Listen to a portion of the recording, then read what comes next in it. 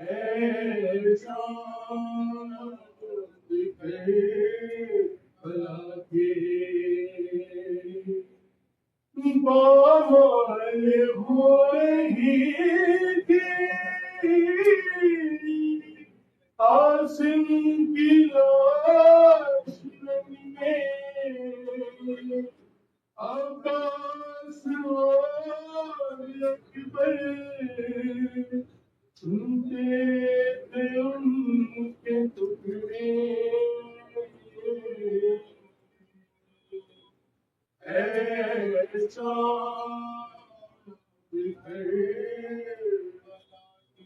ارے بازو کٹے یہیں پر عباس بابا کے اذن بلاد پایا پانی بلاد پائے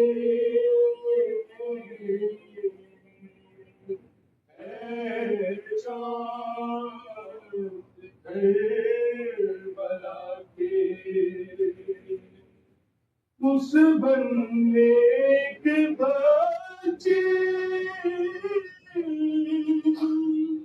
بابا کو ڈھونڈتی تھی بکھرے ہوئے پڑے تھے جب سے پوری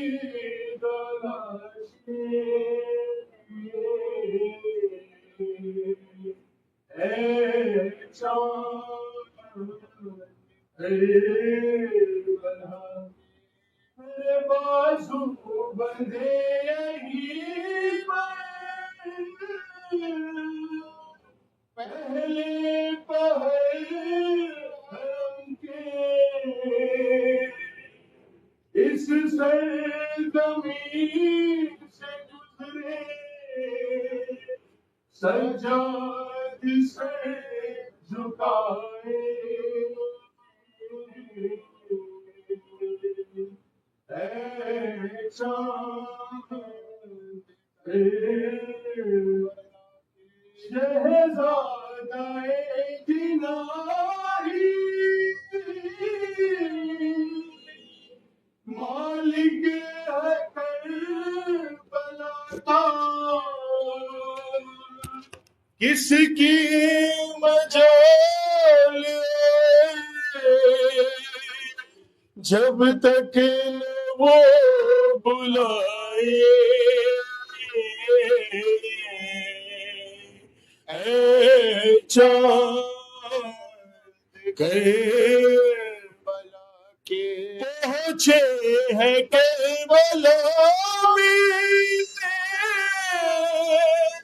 نہ لوگ سبت جعفر اے کاش پھر مقدر ان کو یہ دن دکھائے اے چاند کربلا کے تو نے تو دیکھے ہوں گے اترے تھے اس زمین پر عرش بری کے تارے اے چاند کربلا کے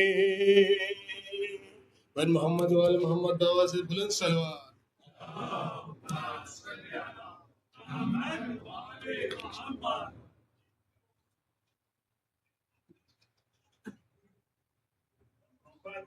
محمد صلوات محمد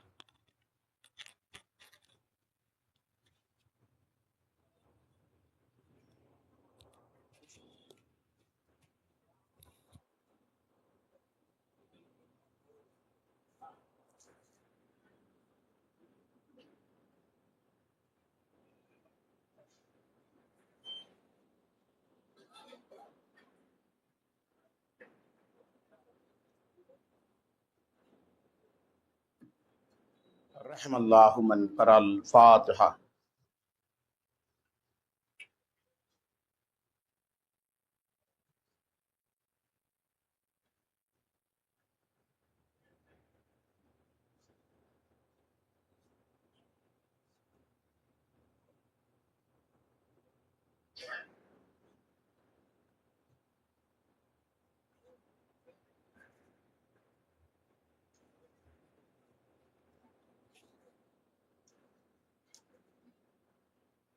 لا حول ولا قوة الا باللہ العلی العظیم۔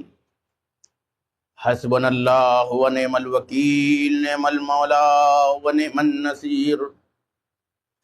اعوذ باللہ من الشیطان الرجیم، بسم اللہ الرحمن الرحیم۔ الحمد للہ رب العالمین والعاقبۃ للمتقین، والجنۃ للموحدین والنار للملحدین، والصلاة والسلام علی اشرف الانبیاء والمرسلین، سیدنا و مولانا ابی القاسم محمد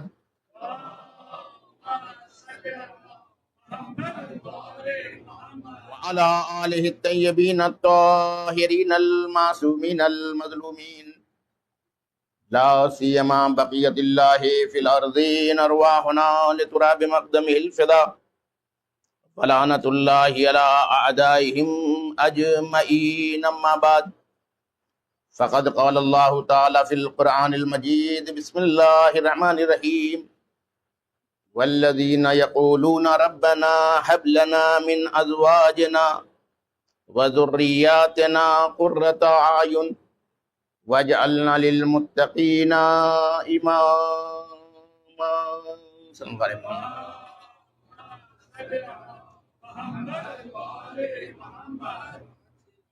عزیزان گرامی، آج اس عشرے کی یہ پہلی مجلس ہے،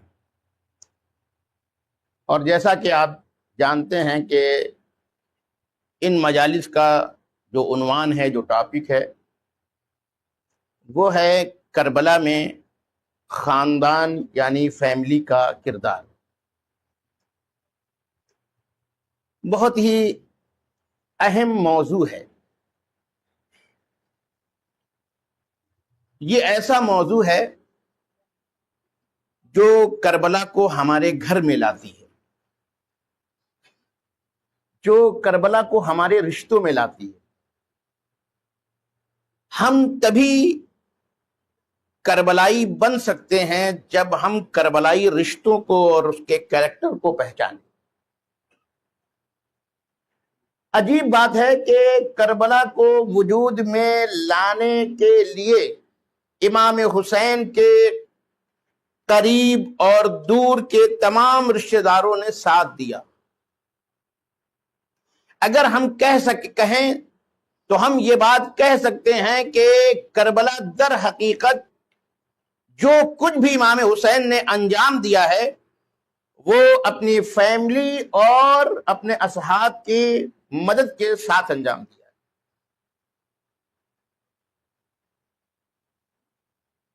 امام حسین علیہ السلام نے جو کچھ بھی انجام دیا ہے، اس میں تمام رشتے امام کے شریک ہیں۔ اس لیے اگر ہم کہیں کہ کربلا در حقیقت خاندان کا ایک کردار ہے، تو یہ بات مبالغہ نہیں ہے۔ امام حسین کے تمام رشتوں نے، کبھی آپ سوچتے ہیں، آج زمانے کو آپ دیکھیے، فیملی کے جو حالات ہیں ان کو آپ دیکھیے، کیا واقعاً آپ سماج میں جو فیملیز پائی جاتی ہیں ان کو دیکھ کر کے آپ اندازہ لگائیے کہ کربلا میں جو امام حسین کی فیملی تھی، آج اگر ہم اپنے گھر کے لیے بہت اچھا اسٹینڈرڈ فراہم نہ کر سکیں تو ہو سکتا ہے کہ رشتے ٹوٹ جائیں۔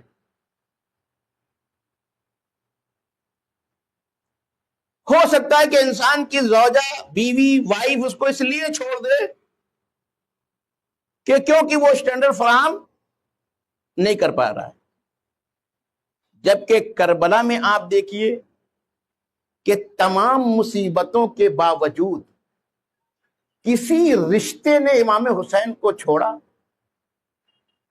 توجہ چاہتا ہوں عزیزان کرام، تمام مصیبتوں کی حد کربلا میں موجود ہے، لیکن کسی رشتے نے، حتیٰ کہ کسی رشتے نے عاجز ہو کر کے یہ کہا ہو کہ آپ یزید کی بیعت کر لیجئے، ہم کب تک یہ مصیبت جھیلیں گے، کسی نے کہا؟ کسی نے نہیں کہا نا۔ تو اس لیے یہ بہت اہم ہے کہ اگر آج ہم چھوٹی سی بات پر فیملی کے افراد ایک دوسرے کو چھوڑ دیتے ہیں، اور کربلا میں اتنی مصیبتوں کے بعد کوئی بھی نہیں چھوڑتا ہے، تو اس کا مطلب ہے کہ ہمارے یہاں جو فیملی کا معیار ہے وہ معیار دینی نہیں ہے، تبھی تو یہ پرابلم آ رہی ہے۔ اگر دینی معیار کے مطابق ہماری فیملی ہوتی تو کیا وہ ہمیں مشکلات میں چھوڑ سکتی تھی؟ کیا وہ ہمیں معمولی سی بات پر چھوڑ سکتی تھی؟ نہیں چھوڑ سکتی تھی۔ تو اس کا مطلب یہ ہے کہ کربلا میں جو فیملی ہے امام حسین کی، اس کی زندگی کا معیار کچھ اور ہے، اور ہماری فیملی اور ہماری جو سوچ ہے، ہماری جو زندگی کا معیار ہے وہ الگ ہے۔ اس لیے ہمارے رشتوں میں بکھراؤ پایا جاتا ہے، لیکن کربلا کے رشتوں میں بکھراؤ نہیں پایا جاتا ہے۔ یہ بہت ہی اہم موضوع ہے۔ میں نے کہا کہ جتنا یہ اہم موضوع ہے اتنی ہی اس پر کم گفتگو ہوتی ہے، اصلا گفتگو ہی نہیں ہوتی اس کے بارے میں۔ ہمیں پتہ چلنا چاہیے، ہمارے تمام رشتوں کو پتہ چلنا چاہیے، کربلا در حقیقت رشتوں کا ساتھ دینا ہے۔ اگر امام حسین کے رشتوں نے ان کا ساتھ نہ دیا ہوتا، امام حسین علیہ السلام اتنی بڑی قربانی نہیں دے سکتے تھے۔ عزیزو، ایک جملہ آپ کی خدمت میں عرض کر رہا ہوں کہ امام حسین کے رشتوں نے اپنی جان تک نچھاور کر دی، لیکن یہ ان کا فیض ہے کہ ان کے صدقے میں ہمارے بکھرے ہوئے رشتے جڑ جایا کرتے ہوتے ہیں، نہیں ہوتے ہیں؟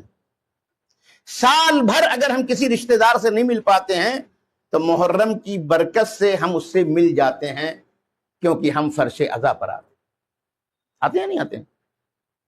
اس کا مطلب ہے کہ انہوں نے اپنے رشتوں کو فدا کیا، لیکن ان کے یہ خون کا فیضان ہے، یہ ان کے خون کی برکت ہے کہ ہمارے بکھرے ہوئے رشتے محرم میں آ کے جڑ جایا کرتے ہیں۔ آج مجھے اس پر زیادہ گفتگو نہیں کرنی ہے، یہ کیونکہ دیکھیں پہلی مجلس ہوتی ہے تو اس میں اصل ٹاپک کے بجائے ہم متوجہ کرنا چاہتے ہیں کہ آخر ہم یہ 10 دن جو ہمارے لیے اہم ہے اور بہت زیادہ اہم ہے، اس قدر اہم ہے کہ اس 10 دن کے لیے خاص روایتیں پائی جاتی ہیں۔ آپ اس کو عام دنوں سے قیاس نہ کریں، یہ 10 دن بہت اہم ہیں۔ یہ 10 دن اتنے اہم ہیں کہ اگر ہم نے اس کو صحیح طریقے سے ان 10 دنوں پر توجہ دی، کربلا اور یہ امام حسین کا ذکر جس کے بارے میں اتنی تاکید ہے، ہر امام سے تاکید ہے، ان 10 دنوں کی تاکید ہے، اس کو معمولی نہ سمجھیے، وقت دیجئے۔ امام حسین آپ سے کچھ لینے کے لیے نہیں آئے ہیں، آپ کو دینے کے لیے آئے۔ ابھی اپنے اپنے ظرف کی بات ہے کہ ہم امام حسین علیہ السلام سے کیا لے سکتے ہیں، وہ اپنی معرفت کے اعتبار سے، اپنے ظرف کے اعتبار سے، اپنی کیپیسٹی کے اعتبار سے کہ ہم کیا امام سے لے سکتے ہیں۔ جس کا جتنا بڑا پیمانہ ہوگا وہ اسی کے اعتبار سے ان مجالس سے فیض اٹھائے گا۔ تو پہلی بات جو میں آج کہنا چاہتا ہوں وہ یہ ہے کہ ہم لوگ صدق دل کے ساتھ، قلب طاہر کے ساتھ، سچی نیت کے ساتھ خدا کا پہلے شکر ادا کریں کہ اس نے ہمیں یہ توفیق دی کہ ہم ماہ محرم کو درک کر سکیں، ہم نے ماہ محرم کو پا لیا ہے، ہم اس مجالس میں آ رہے ہیں۔ کتنے لوگ پچھلے سال آپ کی ساتھ انہی مجلسوں میں رہے ہوں گے اور آج نہیں ہیں، شکر ادا کرنا چاہیے کہ اللہ نے ہمیں یہ توفیق دی ہے، اس حقیر کو ذکر کی توفیق دی، آپ کو سننے کی توفیق دی۔ شکر ادا کرنا چاہیے، کیوں؟ اس لیے کہ جب ہم شکر کرتے ہیں تو اللہ نعمتوں میں کیا کر دیتا ہے؟ اضافہ کر دیتا ہے۔ دوسری بات یہ کہنا چاہتا ہوں کہ یہ مجلس رسم نہیں ہے، یہ مجلس بہترین عبادت ہے، یہ مجلس بہترین توسل ہے۔ آپ دعائے توسل پڑھتے ہیں نا، یہ مجلس بہترین توسل ہے، یہ مجلس بہترین عبادت ہیں۔ اسی لیے میں آپ سے اور اپنے آپ سے بھی کہ ہم باقاعدہ نیت کریں ان 10 دن کے لیے۔ جیسے آپ نماز پڑھتے تو نیت کرتے نا، قربتاً اللہ۔ ان مجالس میں جو آپ آ رہے ہیں یا جہاں بھی آپ عزا کے لیے جائیے، کسی ماتم میں جائیے، کسی ذکر میں جائیے، کسی جلوس میں جائیے، جو بھی امام حسین کے لیے آپ انجام دے سکتے ہیں وہ آپ کیجئے، مگر جب بھی کیجئے تو اس کی ایک نیت کیجئے۔ وہ نیت کیا ہے؟ کہ پروردگار میں ان مجالس میں شرکت کر رہا ہوں، اپنی طرف سے، اپنے والدین کی طرف سے، اپنے رشتہ داروں کی طرف سے، اپنی فیملی کی طرف سے۔ ہماری سوچ کیونکہ چھوٹی ہے نا، ہم ایک عمل کو بہت بڑا بنا سکتے ہیں، لیکن ہم کیا کرتے ہیں؟ کیونکہ ہم میں کے خول میں ہیں، اس لیے ساری نیتیں ہماری کیا ہوتی ہیں؟ میں۔ اللہ کی طرف سے کوئی محدودیت نہیں ہے۔ اور میں بتاؤں گا، کیونکہ دیکھیں فیملی کا موضوع ہے نا، جب فیملی کا موضوع ہے تو کیا آپ کا عمل پوری فیملی کے لیے ہو سکتا ہے؟ سوال ہے یہ بھئی، یہ مجلس کا عنوان ہے نا فیملی۔ آپ یہ بتائیے کہ کیا ہماری نیت میں ہماری پوری فیملی شامل ہو سکتی ہے؟ حتیٰ کہ جو ہماری فیملی کے لوگ گزر چکے ہیں وہ بھی ہماری نیت کی وجہ سے کچھ پا سکتے ہیں، حتیٰ کہ ہماری فیملی میں جو لوگ آئندہ آئیں گے کیا وہ ہماری نیت کی وجہ سے پا سکتے ہیں؟ خدا کی قسم میں اس کو تفصیل سے بیان کروں گا کہ یہ جو آپ نیت کرتے ہیں نا، یہ اثر رکھتی ہے، اس قدر اثر رکھتی ہے کہ جنت میں بعض لوگ جو اکٹھے کیے جائیں گے وہ اس نیت کی وجہ سے اکٹھے کیے جائیں گے۔ جنت میں ایک باپ کی خواہش ہوتی ہے نا کہ اس کے بیٹے، اس کی بیٹیاں سب آئیں، گھر میں رہیں، ایک ساتھ اگر ہوتے تو کتنا ہم کو اچھا لگتا ہے۔ خوب ایک ماں باپ جنت میں پہنچ گئے اور اس کے بعد وہاں ان کی بیٹی نہیں آئی، ان کا بیٹا نہیں آیا، ان کو تکلیف ہوگی یا ان کو خوشی ہوگی؟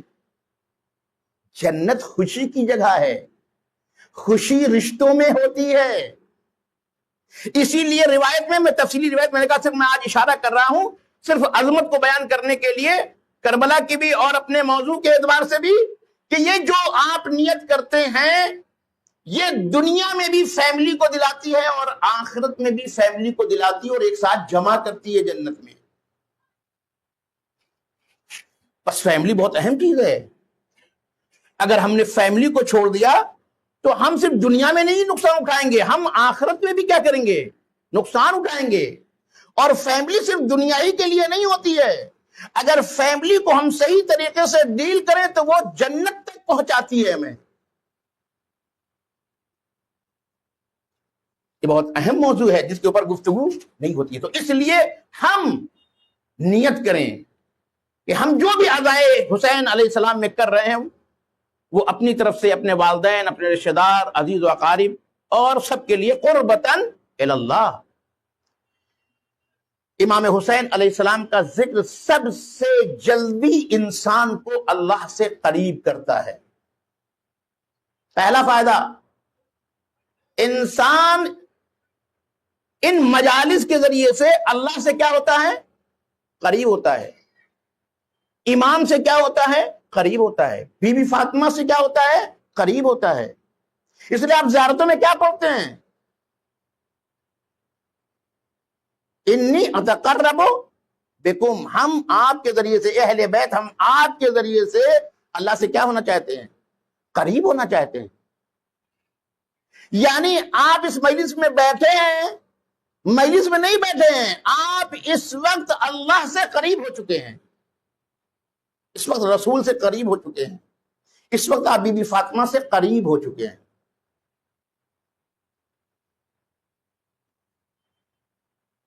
یہاں جو آپ آگے بیٹھے ہوئے ہیں، آپ سانس لے رہے ہیں نا، آپ میرے لیے آئے ہیں، جماعت کے لیے آئے ہیں، یا امام حسین کے لیے آئے ہیں؟ امام حسین کے لیے آئے ہیں نا، امام حسین کے لیے آئے ہیں۔ یہاں جو آئے ہیں آپ مسائل سننے کے لیے آئے ہیں، آج آپ کا دل غمگین ہے، ان مجلسوں کا نتیجہ کیا ہے؟ چھٹے امام فرماتے ہیں، امام جعفر صادق علیہ السلام،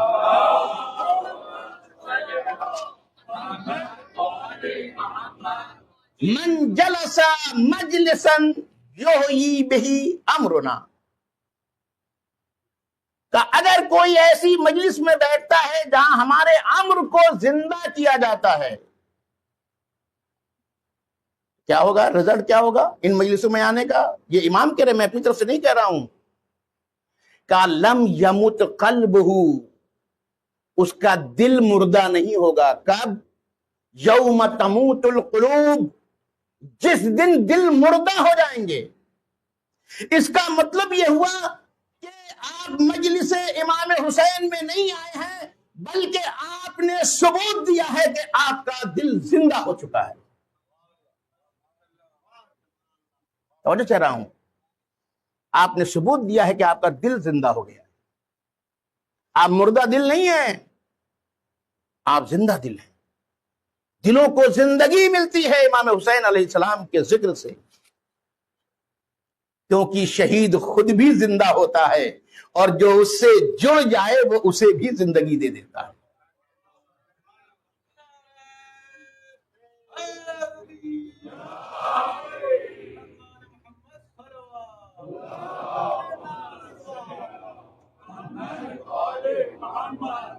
یہ مجلس میں جو آپ آئے ہیں، غمگین ہو کر کے اگر آپ ایک سانس لے رہے ہیں تو یہ سانس نہیں ہے، یہ تسبیح ہے۔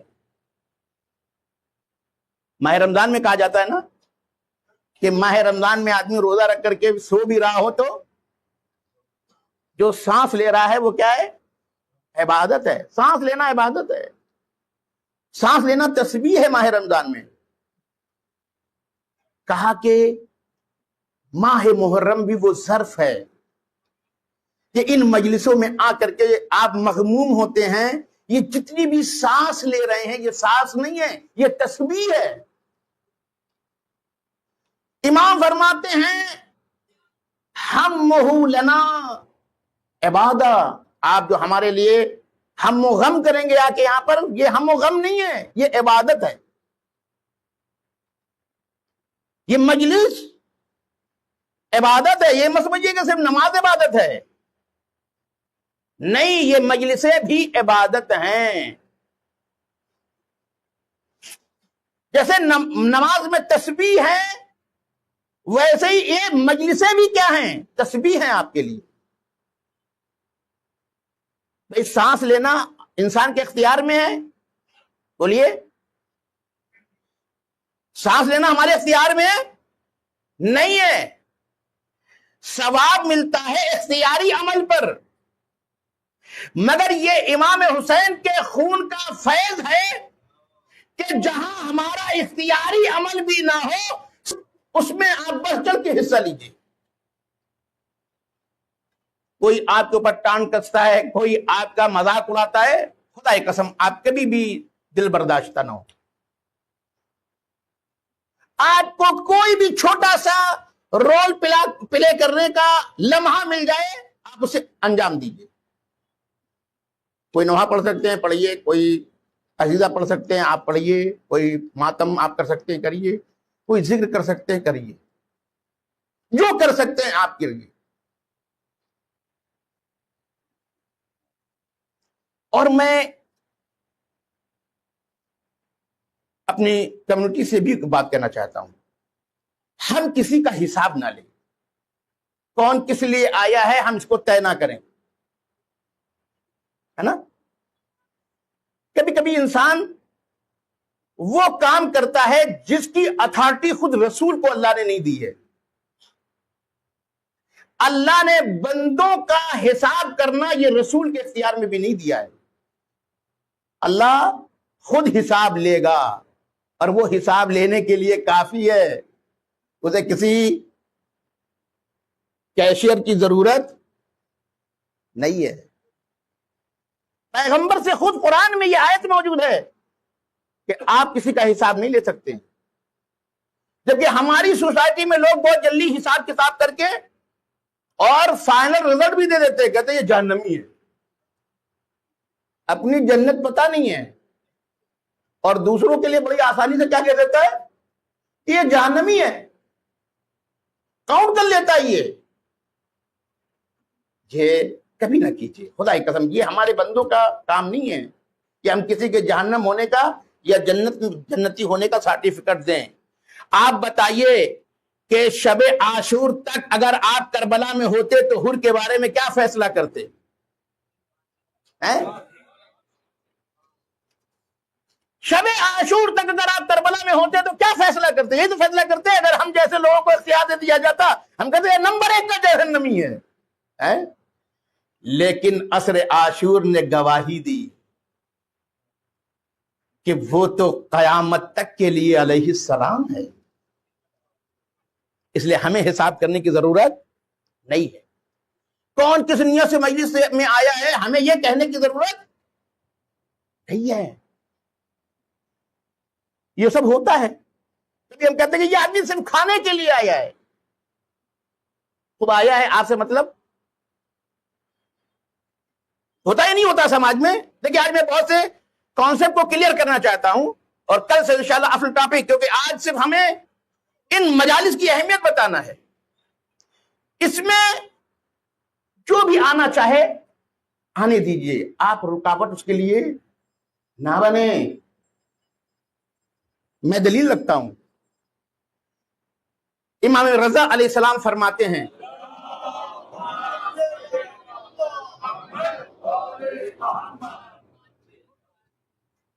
کہتے ہیں کہ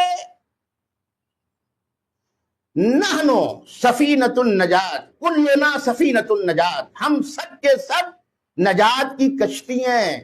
کیا ہیں؟ نجات کی کشتی.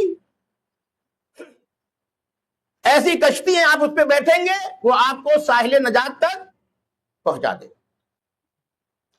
تو سارے اہل بیت، امام رضا کہہ رہے ہیں، میں اپنی طرف سے نہیں کہہ رہا ہوں، کلنا سفینۃ النجات اما سفینۃ الحسین اوسع و اسرا، لیکن امام حسین کی جو کشتی ہے وہ زیادہ وسیع بھی ہے اور زیادہ تیز چلتی بھی ہے. زیادہ تیز، زیادہ وسیع. عجیب بات کہہ رہا ہوں میں، اس میں بڑی گنجائش ہے. تم کیسے ہو ہمیں اس سے مطلب نہیں ہے، آؤ تو. اگر لجام پر ہاتھ ڈالنے والے بھی ہوگے اور آؤ گے تو اس کشتی میں اتنی گنجائش ہے کہ وہ حر بنا کے تمہیں گلے سے لگا لے گا. دیکھا آپ نے، امام حسین علیہ السلام وسیع ہے، بڑی گنجائش ہے. آپ بتائیے کہ وہ کرسچن تھے یا نہیں تھے؟ کربلا نے قبول کیا نہیں کیا؟ ان کو ایکسپٹ کیا. بہت وسیع ہے. امام حسین کی کشتی بہت چوڑی ہے. زہیر قین کون تھے؟ عثمانی تھے نا. امام نے ان کو خود دعوت دی تھی یا نہیں دی تھی؟ خود دعوت دی تھی نا. اچھا میرے چھوٹے بھائیوں سے ایک بات ہے، ہمارے یہاں دیکھیے بہت سے نعرے غلط لگا دیے گئے ہیں. اس میں سے ایک نعرہ یہ غلط لگایا جاتا ہے کہ دشمن زہرا سے دوستی کیسی. کوئی کہتا ہے آپ سے کہ آپ دشمن زہرا سے دوستی کریں، اصلا جو کوئی کہتا نہیں ہے وہ آپ کہہ رہے ہیں، زبردستی نعرہ بنا رہے ہیں اسے. کہتے ہیں کہ دشمن زہرا سے دوستی کیسی؟ پہلی بات تو سب دشمن زہرا نہیں ہے، اور کوئی بھی نہیں کہتا کہ آپ دشمن زہرا سے دوستی کریے، مگر ہاں ہمارا نعرہ یہ ہونا چاہیے کہ ہم کسی کو دشمن زہرا رہنے نہیں دیں گے.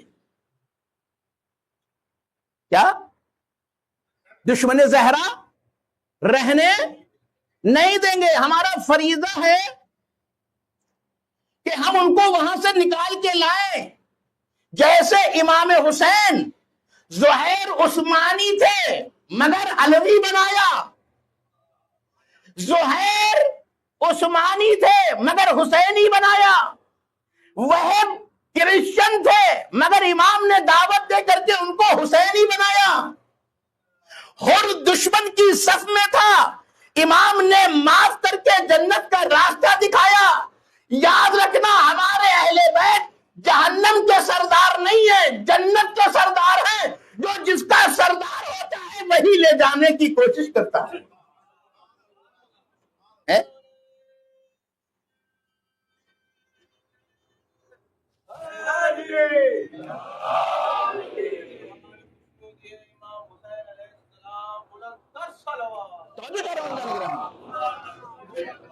یہ بہت بڑی بات میں آپ کی خدمت میں عرض کر رہا ہوں. ہم اپنا فریضہ پورا نہیں کر رہے ہیں. اب ایک جملہ کہہ رہا ہوں، جب اصل کربلا کسی عثمانی کو آنے سے نہیں روکتی تو کربلا کی یاد بھی کسی عثمانی کو آنے سے نہیں روکے گی. ہمارا فریضہ ہے کہ ان مجلسوں کے ذریعے سے جو نہیں بھی ہیں ان کو لانے کی کوشش کریں. کہ نہیں کریں؟ لوگ جا کے کہتے امام حسین سے کہ آپ نے ایک عثمانی کو جو دشمن اہل بیت اس کو کیوں دعوت دی؟ ہے ہمت ہمارے اندر کہنے کی؟ سب سے شدید ترین دشمن اہل بیت کون ہوتے تھے اس زمانے میں؟ عثمانی کہلاتے تھے. شدید ترین دشمن. یعنی یہ زہیر اتنا بڑا دشمن اہل بیت تھا کہ جب روز عاشور انہوں نے رجز پڑھا ہے لشکر یزید کے سامنے تو وہ ہنس رہے تھے کہ تم کب سے شیعہ علی ہو گئے. وہ اپنی زبان سے کہہ رہے میں شیعہ علی ہوں، لشکر یزید ہنس رہا ہے کہ تم کب سے شیعہ علی ہو گئے. تب انہوں نے کہا کہ دیکھو میں جس پرچم کے نیچے آ گیا ہوں اسی سے پتہ چل جاتا ہے کہ میں اب کس کا شیعہ ہوں. اس کا مطلب ہے کہ زہیر کربلا میں کہہ رہے ہیں کہ اوروں کا پرچم اور ہوتا ہے، علی کا پرچم اور ہوتا ہے.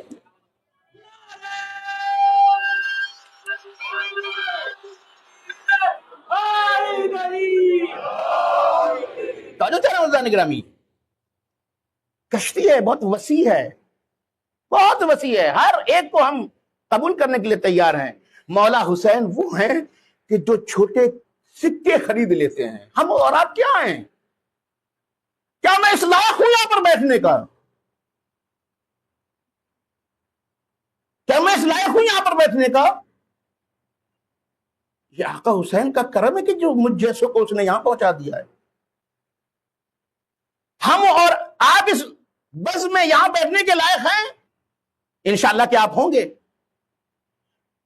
لیکن یہ امام حسین کی برکت ہے جو آپ کو جگہ دے رہی ہے. آؤ آؤ آؤ. ایک جملہ میں اپنے جوانوں سے کہنا چاہتا ہوں، خدا کی قسم معنویت، روحانیت، اللہ سے قریب ہونے کا سب سے شارٹ کٹ راستہ اور سب سے تیز راستہ امام حسین کی یہ عزاداری اور فرش ہے. کربلا کو آپ معمولی نہ سمجھیے. بہت تیزی کے ساتھ ایک جملہ کہوں، وہ حر جو 65 سال میں اللہ سے قریب نہ ہو سکا، کربلا کی روحانیت دیکھو. تھوڑی دیر حسین سے جب اس نے دل لگایا تو کتنی بڑی روحانیت کی منزلیں طے کی کہ جو قیامت تک کے لیے لعنت اللہ بن رہا تھا وہ قیامت تک کے لیے علیہ السلام بن گیا. ہم ان مجلسوں میں آ کے کیا پائیں گے اس کا اندازہ آپ لگائیے. اب بات آ گئی جناب حر کی، تو جملہ آپ کو کہنا چاہتا ہوں، مولا علی کی ایک حدیث ہے، مولا علی نے فرمایا کہ اللہ اس بندے پر رحم کرے، رحم اللہ عبدن، اللہ رحم کرے اس بندے پر جس نے اس 3 سوال کا جواب پا لیا۔ 3 کویشچن، یہ بڑے بنیادی کویشچن ہیں ہماری زندگی کے۔ امام دعا کر رہے ہیں اس کے حق میں کہ اللہ اس بندے پر رحم کرے کہ جس نے ان سوالوں کا جواب جان لیا۔ وہ کیا ہے؟ ہم کہاں سے آئے ہیں، ہم کہاں ہیں، اور ہمیں کہاں جانا ہے۔ امام کہنے اگر یہ 3 سوال کا جواب آپ نے پہچان لیا، آپ اللہ کی رحمت میں آ گئے۔ کیا؟ ہم کہاں سے آئے ہیں، ہم کہاں ہیں، ہمیں کہاں جانا ہے۔ حر نے شب عاشور بس یہ جان لیا کہ وہ کہاں ہے، اسی نے اس کا معاملہ حل کر دیا۔ یہ تو ہے نا، ہم کہاں ہیں یہ جان لیں، کہاں ہیں۔ اسی سوال کا جواب پایا تھا شب عاشور کون؟ حر۔ حر تم کہاں ہو، یہ سوال اس کے لیے حل نہیں تھا۔ جب تلک یہ سوال اس کے لیے حل نہیں تھا وہ لشکر یزید میں تھا، اور جیسے ہی اس کے لیے یہ سوال حل ہوا کہ وہ کہاں ہے، وہ کہاں پہنچ گیا؟ لشکر حسین میں پہنچ گیا۔ ابھی آپ نہیں سمجھے کہ میں کیا کہہ رہا ہوں؟ جب ہائے پیاس کی آواز آ رہی تھی، حر ٹہل رہا تھا نا، حر ٹہل رہا تھا، کہہ رہا تھا تم ذمہ دار ہو، یہ بچے پیاسے، تم ذمہ دار ہو، ہے نا۔ یہ سوال اس کے لیے کربلا میں حل ہوا، کہاں ہے، کہاں ہو تم، تمہاری پوزیشن کیا ہے حر اس دنیا میں، تمہاری موقعیت کیا ہے، تمہاری جگہ کیا ہے، تم کیا کہاں ہو، کہاں زندگی گزار رہے ہو، یہ حل کرو پہلے۔ جب اس کی چال بدلی ہے اور غلام نے پیچھے سے پوچھا آقا یہ بدلی ہوئی چال بتا رہی ہے کہ تمہارا ارادہ کچھ اور ہے نا، کہا تھا نا، کہا تھا غلام نے، کیا کہا حر نے؟ کہا کہ میں اپنے آپ کو کہاں پاتا ہوں؟ جنت اور جہنم کے درمیان۔ یہ کویشچن حل کر لیا کس نے؟ حر نے۔ یہ پیپر پاس کر لیا حر نے، جو مولا علی نے کہا تھا کہ وہ بندہ اس پر اللہ رحم کرے جو یہ جان لے کہ وہ کہاں ہے۔ ہمیں بھی یہ طے کرنا ہے ہم کہاں ہیں، جہنم میں ہیں یا جنت کی طرف ہیں۔ اسی دنیا میں رہ کر کے یا ہم جہنم کی طرف جا رہے ہیں یا ہم جنت کی طرف جا رہے ہیں، ہم کہاں ہیں؟ اگر یہ سوال حل ہو جائے گا ہم نجات پا جائیں گے۔ حر نے تھوڑی دیر کے بعد کیا کہا؟ یہی تو کہا نا کہ میں اپنے آپ کو جنت اور جہنم کے درمیان پاتا ہوں۔ تو پھر کیا کرے گا؟ کہا کدھر جہنم ہے، کدھر جنت ہے، کہا ادھر کھانا ہے، ادھر پانی ہے، ادھر منصب ہے، ادھر درہم و دینار ہے، ادھر اسٹار بڑھ جائے گا، سب کچھ ادھر ہے مگر جنت نہیں۔ اور ادھر بھوک ہے، ادھر پیاس ہے، مگر ادھر سردار جنت ہے، ادھر جنت ہے۔ جیسے ہی وہ سمجھ گیا میں کہاں ہوں، کہا ارے جہنم کو چھوڑ کر کے جنت چلو، تیرا اسٹار بڑھ بھی جائے گا تو کتنے دن کے لیے، تو گورنر بن بھی جائے گا تو کتنے دن کے لیے۔ ارے عاقل وہ ہے جو چھوٹی چیزوں کو چھوڑ دیتا ہے، ہمیشہ رہنے والی چیز کو لے لیتا ہے۔ حر نے یہ کویشچن حل کر لیا کہ وہ کہاں ہے، اسی نے اس کے لیے طے کر دیا، اسی نے اس کے لیے نجات کے راستے کھول دیے، وہ علیہ السلام بن گیا۔ اسی لیے میرے جوانوں، خدا کی قسم تو کسی کے بارے میں ہم فیصلہ نہ کریں یہ کس لیے آیا ہے، حتیٰ کہ اگر وہ کھانا کھانے کے لیے بھی آیا ہے اور آپ جانتے ہیں کہ یہ مجلس میں نہیں آتا، نماز میں نہیں آتا، یہ مثلا ماتم میں بھی نہیں آیا، آخر میں کھانے میں آیا، پھر بھی آپ اس کو کچھ نہیں کہیں گے۔ ہمیں حساب کا حق نہیں ہے، وسیع ہے کشفی، سب آؤ، جس نیت کے ساتھ آنا چاہتے ہو آؤ، حسین کسی کو روکے گا نہیں۔ آیت اللہ آپ نے نام سنا ہوگا، ایک سلام بھیجو والے محمد پر۔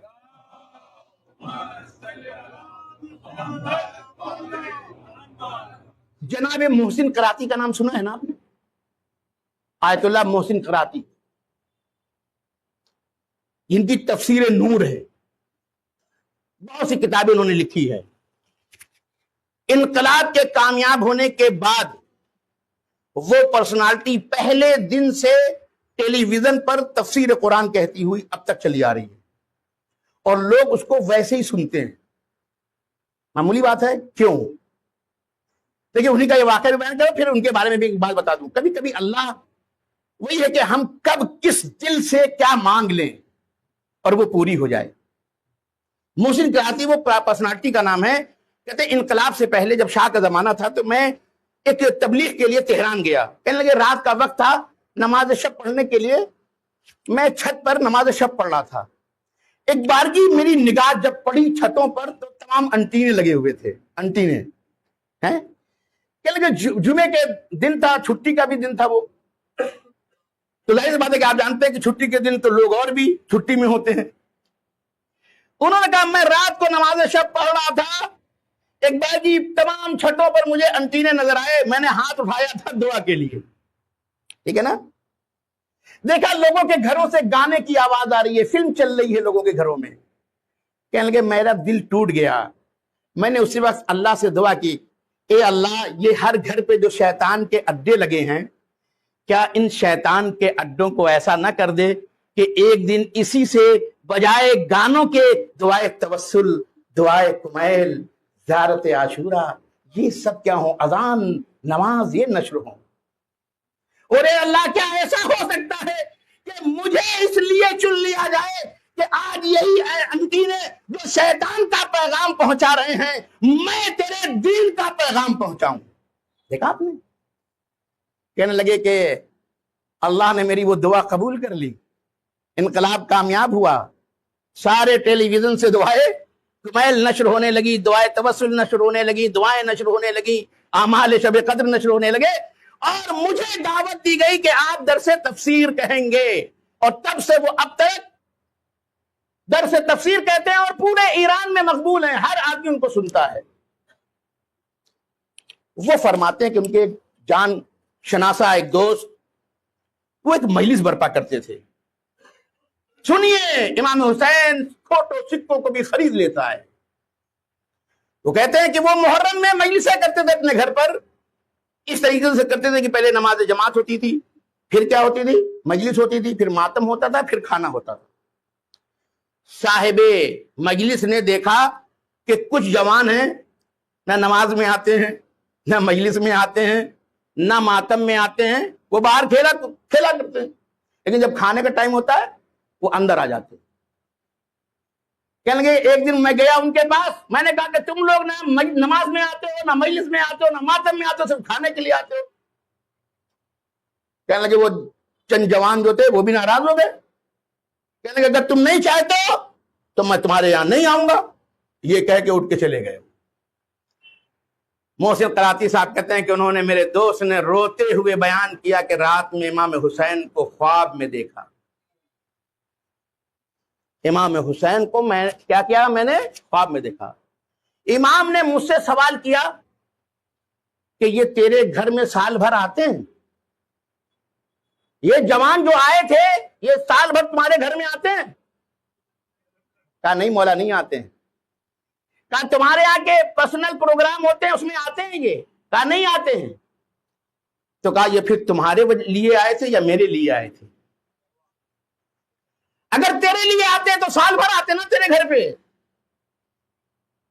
کبھی تم کوئی پارٹی دے رہو، کبھی کوئی پروگرام کرو، اس میں تو نہیں آتے ہیں یہ، صرف کہاں آتے ہیں؟ محرم میں آتے ہیں۔ عجیب بات امام نے کہا ان سے، کہا اگر تیری وجہ سے آتے ہیں تو ہر دن آتے، ہمیشہ آتے، سال بھر آتے، مگر یہ تیری وجہ سے نہیں آئے، یہ آئے محرم میں، میری وجہ سے آئے، ہے نا، میری وجہ سے آئے۔ امام نے کیا کہا اس سے؟ کہا کہ میں ان کا خریدار ہوں، یہ میرے پاس آئے تھے اپنے آپ کو بیچنے کے لیے، میں ان کا خریدار ہوں، تم ان کے خریدار نہیں ہو۔ کہتے میں نے خواب میں امام سے معافی مانگی، دوسرے دن جب مجلس شروع ہوئی میں باہر گیا، میں نے ان جوانوں کے سامنے ہاتھ جوڑا، معافی مانگی، کہا چلو میرے ساتھ۔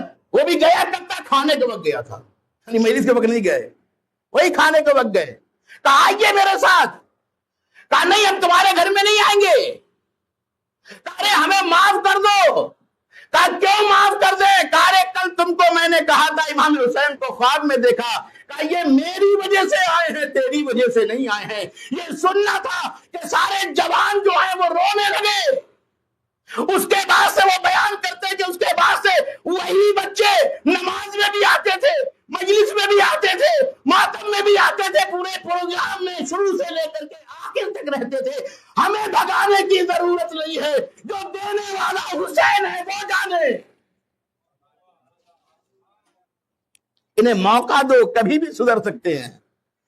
ساری پرابلم تو یہ ہے کہ ہم 100% کا دیندار چاہتے ہیں۔ نہیں بھائی، 20% والا بھی ہے، آنے دو۔ 30% والا ہے، آنے دو۔ 40% کا دیندار ہے، آنے دو۔ ہم ٹھیکے دار نہیں ہیں کسی کو روکنے کے۔ کربلا نے ساری چیزیں ہمارے لیے کیا کر دی ہیں؟ کلیئر کر دی ہیں۔ آخری بات، ہمیں وقت میں گنجائش نہیں ہے۔ کربلا اور ان مجالس سے ہم اور اس ذکر اہل بیت سے ہم ائمہ سے قریب ہوتے ہیں۔ ایک واقعہ اور آپ کی زحمت تمام کر رہا ہوں۔ ہم قریب ہوتے ہیں، اتنے بلند ہو جاتے ہیں کہ امام کہتے ہیں آؤ میرے پہلو میں بیٹھو۔ امام حسین کی عزاداری کو ہم معمولی نہ سمجھیں۔ متوکل کا زمانہ ہے، منصور کا زمانہ ہے، اور امام موسیٰ کاظم علیہ السلام۔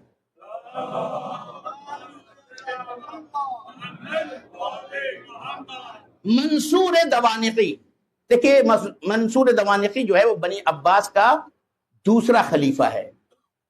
پہلا خلیفہ کون ہے؟ ابو العباس صفا۔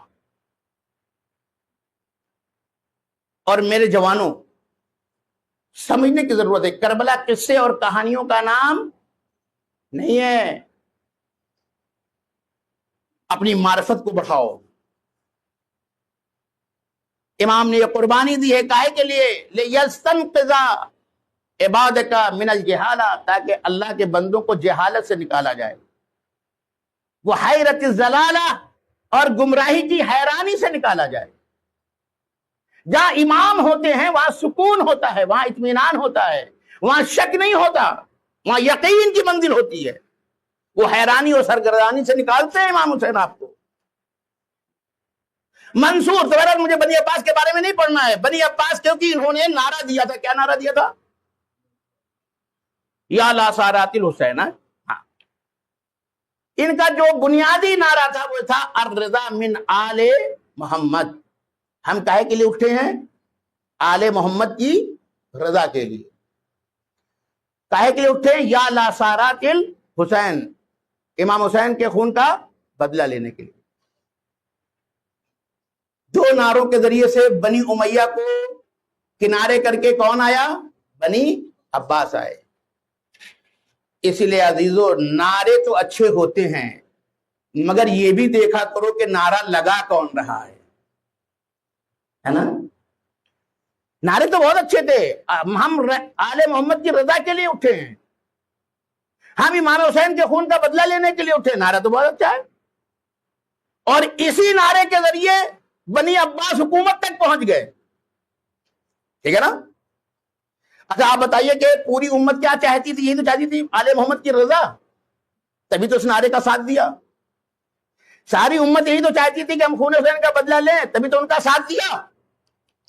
مگر انہوں نے کیا کیا؟ نعرے بازی تو کی، لیکن یہ جھوٹے نعرے باز تھے، سچے نعرے باز نہیں تھے۔ اس لیے ہمیں دھوکہ بھی نہیں کھانا چاہیے۔ اسی زمانے میں جو سمجھدار لوگ تھے وہ چھٹے امام کے پاس آئے، انہوں نے کہا مولا یہ بنی عباس کہتے ہیں الرضا من آل محمد، ہم ان کا ساتھ دیں۔ امام نے کہا نہیں، ان کا ساتھ مت دو، گھروں میں جا کے بیٹھو۔ یہ بھی تو نعرہ دے سکتے تھے کہ ہم امام جعفر صادق کی رضا کے لیے اٹھے ہیں، یہ نہیں نعرہ دیا۔ کامن نعرہ دیا کہ ہم آل محمد کی رضا کے لیے اٹھے ہوئے ہیں. سمجھ گئے آپ؟ امام نے کہا کہ نہیں ان کا ساتھ مت دو، لیکن جو جذباتی تھے انہوں نے کہا رہے آل محمد کی رضا کے لیے اٹھے ہیں. نہ جانے کتنے شیعوں نے بنی عباس کا ساتھ دے دیا، مگر جنہوں نے امام سے پوچھا وہ صورتحال ان کے لیے واضح ہو گئی کہ یہ سچے نہیں ہیں. اسی لیے جب یہ شروع میں آئے ہیں تو انہوں نے اہل بیت پر سختی نہیں کی. کیوں نہیں کی؟ اس لیے کہ انہی کے نعرے کے ساتھ آئے تھے نا. اس لیے جو ابو العباس تھا، اس نے ابو العباس صفا جو پہلا خلیفہ تھا، اس نے اہل بیت سے زیادہ تعارض نہیں کیا، ان کی تو توجہ نہیں دی. لیکن یہ منصور ہے، یعنی دوسرے خلیفہ سے پھر وہی بنی امیہ والی پالیسی واپس آ گئی. اس لیے کہ یہ جانتے تھے کہ جن کی محبت سے ہمیں حکومت ملی ہے انہی کے ذریعے میری حکومت گر بھی سکتی ہے. بس آخری بات آج میں تمام کر رہا ہوں. اسی لیے بنی عباس نے جو ہے یعنی منصور ہوا کہ جس نے سختیاں کی اہل بیت پر، لیکن بہرحال اس کی بھی زندگی کے کچھ حصے ایسے تھے کہ جس میں اس نے بھی ظاہر، آپ جانتے ہیں کہ بنی عباس کو جتانے میں ایرانیوں کا بہت بڑا ہاتھ تھا کیونکہ وہ محب اہل بیت تھے. اس لیے ان کے دو جو سپہ سالار مین تھے، ابو مسلم خراسانی اور ابو سلمہ خلال، یہ دو کمانڈر تھے نا، ان کے ذریعے سے وہ جیتے تھے. یہ دونوں کیا تھے؟ ایرانی تھے. اگرچہ انہی کو سب سے پہلے انہوں نے بنی عباس نے مروایا، بنی عباس نے انہی کو سب سے پہلے مروایا. اور ان کو کیا کہا جاتا تھا؟ وکیل آل محمد، وزیر آل محمد. دیکھا آپ نے کیا کہا گیا ان کو؟ وکیل آل محمد، وزیر آل محمد. مجھے دامن وقت میں گنجائش نہیں، بس بالکل واقعے کو ختم کروں. منصور کیونکہ اس کی فوج میں ایرانی بہت تعداد میں تھی، تو نوروز کا زمانہ آیا. تو اب دیکھیں اہل سیاست ہے نا، ان کے سیاست میں چیزیں بڑی عجیب و غریب ہوتی ہیں. تو اب اس نے کیا کیا؟ جب نوروز آیا تو ظاہر بات ہے نوروز ایرانی اس کو بہت اہمیت دیتے ہیں. تو اس زمانے میں امام موسیٰ کاظم بھی تھے، تو اس نے دیکھیں یہ پالیسی تھی اس کی.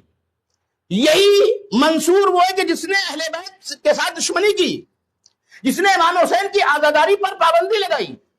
مگر یہی منصور ظاہر کو دھوکہ دینے کے لیے کیا کرتا ہے؟ اس کو پتہ چلا کہ امام موسیٰ کاظم علیہ السلام ہیں، نوروز کا دن تھا. اس نے کہا کہ فرزند رسول ہم چاہتے ہیں کہ آج آپ مبارکباد قبول کریں. امام نے کہا کہ ہمیں اس سے دور رکھا جائے. اس نے کہا کہ نہیں، ہمارے آپ کے چاہنے والے ہماری فوج میں بھی بہت ہیں، ایرانی بہت ہیں ہماری فوج میں. ہماری ایک سیاست ہے اس کے تحت یہ کہ ان کا بھی دل خوش ہو جائے گا. آپ فرزند رسول ہیں، آپ کو تو پوری امت مانتی ہے، تو آپ آج کے دن جو ہے ان کی مبارکباد لوگوں کی قبول کر لیجیے. امام سے بہت زیادہ اصرار کیا تو امام نے کہا ٹھیک ہے. امام بیٹھ گئے. دیکھیں وہ بہت شاطر تھا، اس کو یہ بھی پتہ لگانا تھا کہ امام کے خاص آدمی کون ہیں. سمجھ میں آیا؟ اب اس کی دلیل دے رہا ہوں، کیونکہ اس نے اپنا ایک خاص آدمی بیٹھالا جو رجسٹر لے کر کے بیٹھا. کون آیا وہ لکھ رہا ہے، کیا تحفے میں دیا وہ لکھ رہا ہے، کیا کہا وہ لکھ رہا ہے. تو اسے پتہ چل جائے گا نا کہ کون کیسا ہے. اللہ اکبر. بس آخری بات کہہ رہا ہوں. وزیر آئے، بڑے قیمتی تحفے لائے. امام نے مبارکباد قبول کی، تحفہ رکھ دیا گیا، نام ان کا لکھ دیا گیا، وہ چلے. سپہ سالار آئے، قبیلوں کے رئیس آئے، بڑے بڑے بزنس مین آئے، بڑے بڑے اشراف آئے. سب نے فرزند رسول کو مبارکباد دی، گفٹ دیا اور لائن سے چلتے چلے گئے. امام نے کسی کو روکا نہیں، امام نے کسی کو اپنے پاس بیٹھالا نہیں. آخر میں ایک بوڑھا انسان آیا. توجہ چاہ رہا ہوں، بس یہی سے جوانوں آپ کے لیے ایک میسج ہے.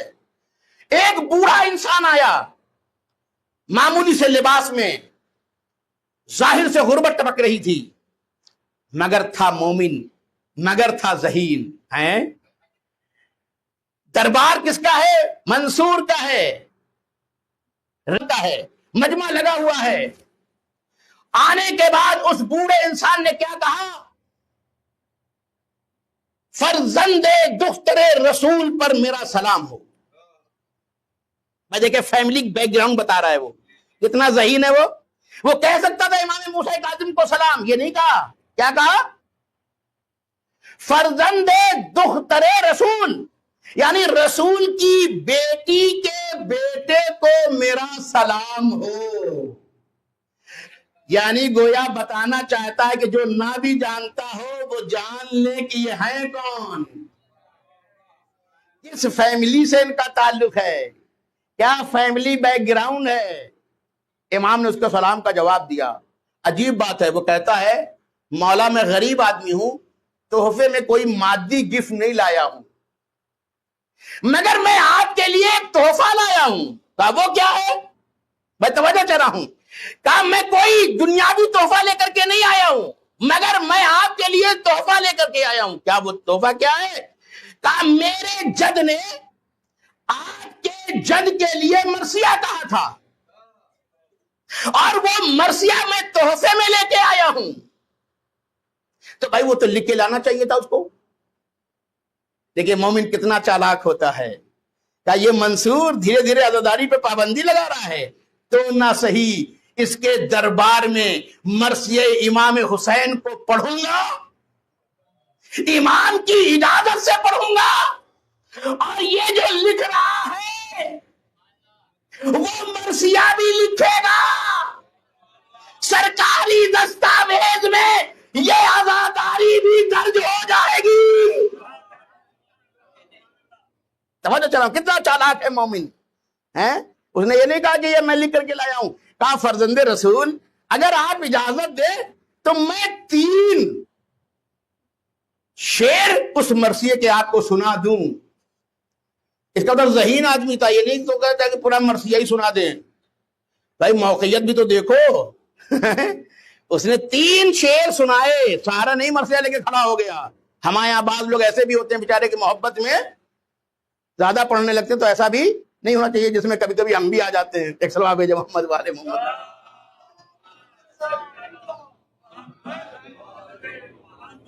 بس دیکھیں یہی سے مصائب ہو رہا ہے۔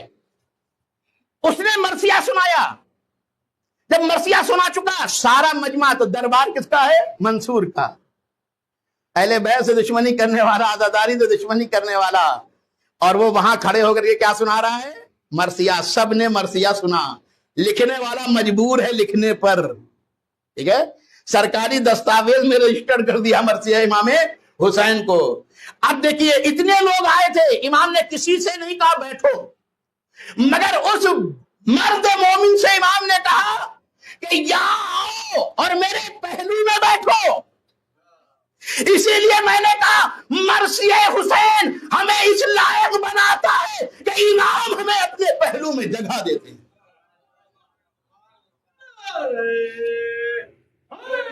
پہلو میں جگہ ملتی ہے، اور اس کے بعد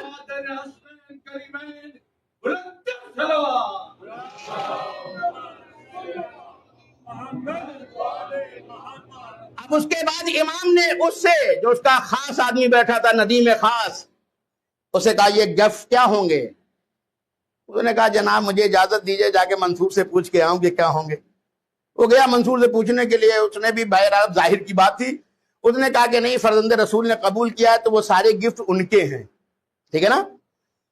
امام نے اس بندے مومن سے کہا اٹھو، یہ سارے گفٹ تیرے ہیں، یعنی پہلو میں جگہ بھی دی اور اسے سارا تحفہ بھی دیا۔ ایک جملہ کہہ رہا ہوں، اچھا ہوا تم نے اپنی غربت کسی اور سے بیان نہیں کی، تم نے ہمارے سامنے اپنی غربت بیان کی۔ ہم دنیا میں بھی امیر بناتے ہیں، آخرت میں بھی امیر بناتے ہیں۔ ایک دلوار بھیجے محمد والے محمد۔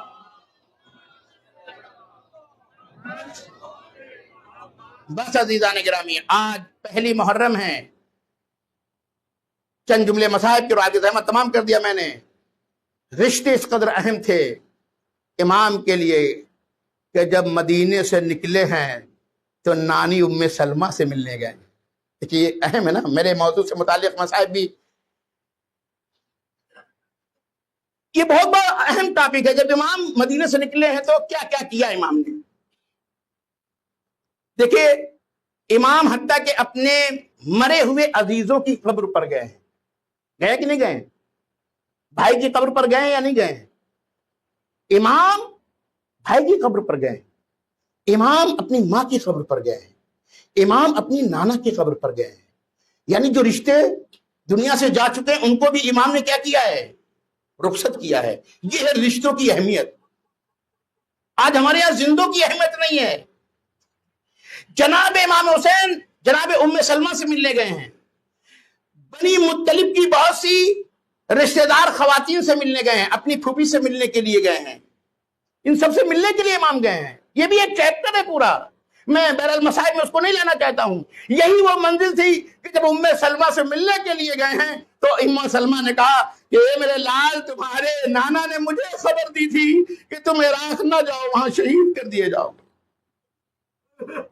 اے حسین، تمہارے جد نے شیشی لائی ہے، اس میں ایک مٹی رکھی ہوئی تھی، کہا کہ حسین یہ تمہارے نانا نے مجھے مٹی دی تھی کہ میرا لال کربلا میں شہید ہوگا، یہ وہاں کی مٹی ہے۔ اور اے ام سلمہ، جب یہ لال ہو جائے، سرخ ہو جائے تو سمجھ لینا کہ میرا بیٹا کربلا میں شہید ہو گیا ہے۔ اجرکم اللہ، خدا آپ کو کسی غم میں نہ اڑائے۔ امام نے جناب ام سلمہ کے حوالے بہت سے آثار امامت تھے جو ان کے حوالے کی، اور ایک جملہ کہا کہ نانی جان، اب ایک مٹی میں بھی دیتا ہوں۔ اور آپ نے بھی کربلا کی ایک مٹی دی اور کہا کہ نانی جان، جب یہ سرخ ہو جائے تو سمجھنا کہ آپ کا نواسا شہید ہو گیا۔ اس کا مطلب یہ ہے کہ رسول کی طرف سے بھی ان کو ایک مٹی ملی اور خود امام کی طرف سے بھی ان کو ایک مٹی ملی۔ اور روایت ہی کہتی ہے کہ شب وہ عصر عاشور جناب ام سلمہ سو رہی تھی۔ مدینے والوں کو کیسے پتا چلا کہ امام حسین شہید کر دیے گئے؟ اس لیے کہ وہ سو رہی تھی، خواب میں دیکھا کہ حضور تشریف لائے ہیں، ارے چہرہ جو ہے گرد و غبار سے اٹا ہوا ہے، بال بکھرے ہوئے ہیں، جسم پر جگہ جگہ خون کے نشان لگے ہوئے ہیں۔ پوچھا یا رسول اللہ، یہ آپ کا کیا عالم ہے؟ کہا ام سلمہ تم سو رہی ہو، کربلا میں میرا گھر اجڑ گیا۔ ایکم اللہ، خدا آپ کو کسی غم میں نہ بلائے۔ عزیزو، امام شب 27ویں کی شب میں اپنے بھائی کی مزار پر آتے ہیں، امام حسن کو الوداع کہتے ہیں، اپنی ماں کی مزار پر آتے ہیں۔ ماں کی مزار پر عجیب کیفیت لکھی ہے روایت میں، آپ جانتے ہیں بچے جب ماں کو دیکھتے ہیں فوراً لپٹ جاتے ہیں، ہے نا؟ یہی تو کیفیت ہے۔ شاید بچہ باپ سے نہ لپٹتا ہو لیکن جب ماں کو دیکھتا ہے تو لپٹ جاتا ہے۔ کہتے ہیں کہ جب آقا حسین ماں کی قبر پر پہنچے تو وہی عالم تھا، فوراً ماں کی قبر سے لپٹ گئے، لپٹ کر کے بیان کرنا شروع کر دیا، اے مادر گرامی، اب آپ کے حسین کو مدینے میں رہنے نہیں دیا جا رہا ہے، اے میری مادر گرامی، حسین رخصت کے لیے آیا ہے۔ آواز آئی میرے لال، ارے تم چلو مگر اب مادی لحد میں نہیں ہوگی۔ یہی وجہ عزیزان گرامی، ماں کربلا تک پہنچ گئی۔ اجرکم اللہ، خدا آپ کو کسی غم میں نہ اڑائے۔ نانا کی قبر پر آئے، نانا کی قبر پہ میں نے روایت میں پڑھا 2 دن نانا کی قبر پر آئے ہیں۔ دوسرے دن امام یعنی اتنی دیر بیٹھے ہیں، آپ یہ سوچئے، یعنی کم ٹائم نہیں دیا ہے، اتنے ٹائم تک نانا کے مزار پر بیٹھے ہیں کہ آپ کو نیند آ گئی ہے۔ ادھر نیند آئی، دیکھا نانا ہے، نانا نے آواز دی اور دلاسا بھی دیا، کہا میرے لال کربلا جاؤ، اے میرے لال تم کربلا جاؤ، میری رسالت کو بچانے کے لیے، میری امت کو بچانے کے لیے۔ اللہ اکبر۔ امام حسین ان سے بھی رخصت ہوئے، بچن جملے 28 سفر رجب میں یہ قافلہ تیار ہوا، عزیزو سب سے رخصت ہوئے، مگر آخر میں ایک بیٹی ہے جسے سہرا کہتے ہیں، چھوٹا بھائی ہے علی اصغر، ننھا بچہ ہے علی اصغر۔ سہرا نے علی اصغر کو گود میں لے لیا، سب تیار ہو گئے، سب بیٹھ گئے۔ امام نے کہا کہ قافلے میں اب کیا تیری ہے؟ کہا کہ بس علی اصغر ہے جو سہرا کی آغوش میں ہے۔ اجرکم اللہ، خدا آپ کو کسی غم میں نہ اڑائے۔ امام آتے ہیں، کہا بیٹی علی اصغر کو حوالے کر دو، ہمیں جانا ہے۔ مگر علی اصغر ہے کہ جو اپنی بہن کی گود کو نہیں چھوڑتے، طلب کیا جاتا ہے، وہ بجائے اس کے کہ آئیں اور سغرا سے لپٹ جاتے ہیں۔ ایک مرتبہ امام آگے بڑھے، نہ جانے علی اصغر کے کان میں کیا کہا، کہ علی اصغر نے سورہ کی آغوش کو چھوڑا، امام حسین نے لیا، قافلہ عزت و احترام کے ساتھ آگے بڑھا، ایک بڑی بیٹی دروازے پہ کھڑی ہو کر کے اکبر کو جاتے ہوئے دیکھ رہی ہے، حسین کو جاتے ہوئے دیکھ رہی ہے، فاطمہ کو جاتے ہوئے دیکھ رہی ہے، قاسم کو جاتے ہوئے دیکھ رہی ہے۔ معززو، دل چاہتا ہے جملہ کہوں کہ جس عزت کے ساتھ یہ قافلہ گیا تھا، کاش اسی عزت کے ساتھ یہ قافلہ واپس آتا، مگر کربلا سے جب نکلا تو نہ قاسم تھے، نہ علی اکبر تھے، نہ عباس تھے، ہاں ساتھ میں شہداء کے سر تھے، لٹا ہوا سامان۔ سيعلم الذين ظلموا أي منقلب ينقلبون إنا لله وإنا إليه راجعون رضا بقضائه وتسليما لأمره۔ خدایا جو پریشان حال ہیں ان کی پریشانی کو دور فرما، جو بیمار ہیں ان کو شفاء کامل و عاجل عنایت فرما، جو بے روزگار ہیں ان کو روزی عطا فرما، جو بے مکان ہیں ان کو مکان عطا فرما، جو بے اولاد ہیں ان کو اولاد صالح عطا فرما، ہم سب کو اعمال صالحہ کی توفیق عطا فرما، ہم سب کو برائیوں سے بچنے کی توفیق عطا فرما۔ اے اللہ، محمد و آل محمد کے صدقے میں ہمیں ان مجالس کے طفیل میں آقا حسین اور اولاد حسین اور اصحاب حسین کی معرفت نصیب فرما۔ اے اللہ، ہم یہاں آئے ہیں، اگر حبیب نہ بن سکتے ہوں تو حر ہی بنا دیجئے، ہم سب کے گناہوں کو معاف فرما، تمام گناہان صغیرہ و کبیرہ کو بخش دے۔ ایک جملہ کہتا ہوں عزیزو، ہم آبرو نہیں رکھتے مگر آقا حسین اللہ کی نگاہ میں بہت آبرو رکھتے۔ اے اللہ، تجھے آبرو حسین کی قسم، تجھے آبرو اولاد حسین کی قسم، تجھے آبرو جناب زینب کی قسم، ہم سب بے آبرووں کے تمام گناہان صغیرہ و کبیرہ کو بخش۔ اے اللہ، ہمارے والدین، بھائی، رشتہ دار، عزیز و اقارب، تمام مومنین مومنات جو مرحوم ہو گئے ہیں، حاضرین کے تمام مرحومین کو اس مجلس کے ثواب میں شریک فرما۔ اے اللہ، محمد اور آل محمد کے صدقے میں ہمارے مرحومین کو ہم سے راضی فرما، ہمیں ان کی دعاؤں میں شامل فرما، ہمارے مرحومین کو ہر قسم کے عذاب، خصوصاً عذاب قبر، عذاب برزخ، عذاب نار سے محفوظ فرما۔ پروردگار، ہمیں صحت عطا فرما، ہمیں سلامتی عطا فرما، بیماریوں سے محفوظ فرما، جو بیماریاں اسے شفاء کامل و عاجل عنایت فرما، ہم سب کی عمر میں برکت عطا فرما، ہم سب کے رزق میں برکت عطا فرما، ہم سب کی نسل میں برکت عطا فرما۔ پروردگار، جو دنیا میں مظلوموں کی حمایت کر رہے ہیں تو بھی ان کی حمایت فرما، خاص طور سے انقلاب اسلامی ایران، حزب اللہ لبنان، انصار اللہ یمن اور جو بھی مقاومت کا ساتھ دے ان کی نصرت اور مدد، ان کو غلبہ عطا فرما۔ پروردگار، جو بھی دشمن ہیں، جو بھی مظلوموں پر ظلم کر رہے ہیں، جو سچائی کا ساتھ نہیں دے رہے ہیں، پروردگار ان پر اپنے عذاب کو مسلط فرما، ان کو ذلیل کر، ان کو رسوا کر، ان کو شکست کامل سے دوچار کر۔ اے اللہ، وارث فاطمہ کے ظہور میں تعجیل فرما۔